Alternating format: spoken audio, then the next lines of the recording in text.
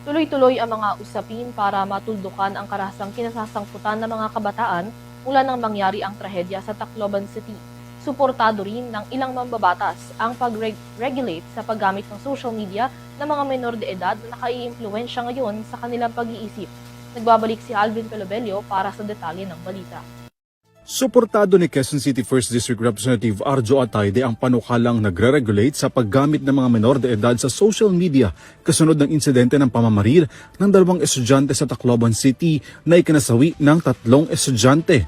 Lumabas ang mga panukalang pagban ng paggamit sa mga social media applications at iba pang mga laro na may content na may violence sa mga menor de edad. Ilang mga mambabatas din ang naghain ng panukalang mapanagot ang mga magulang ng mga batang sangkot sa Children in Conflict with the Law o CICL.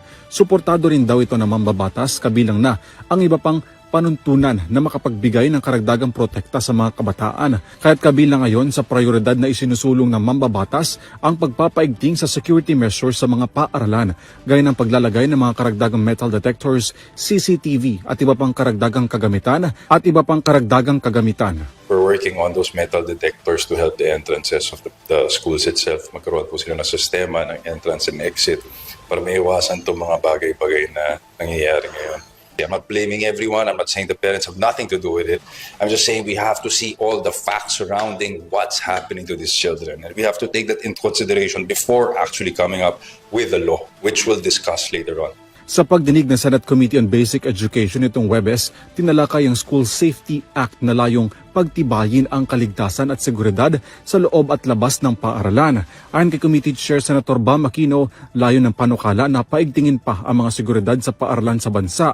Nakapaloob din sa panukala ang pagpapalawak ng CCTV at pagpapahusay ng serbisyo sa mental health at psychosocial well-being ng mga estudyante, gayon din ang mga hakbang upang mapaganda ang serbisyo sa pamamagitan ng pakikipag-ugnayan ng paaralan, local government unit at mga ahensya. CR, meron na ho tayong nakita mga schools na hindi ho metal detector but it's a walk-through detector. Para ho kasi the challenge of DepEd, Mr. Chair, Senate President, yung malalaking schools po natin kung metal detector and coupled with bag search, talagang may queuing po talaga. So that's one of the challenges ng ating po mga big schools talaga because talagang pipila po yung bata sa labas. Ang school safety ay hindi lamang responsibilidad ng DepEd o ng paaralan. Responsibilidad po ito ng whole of nation.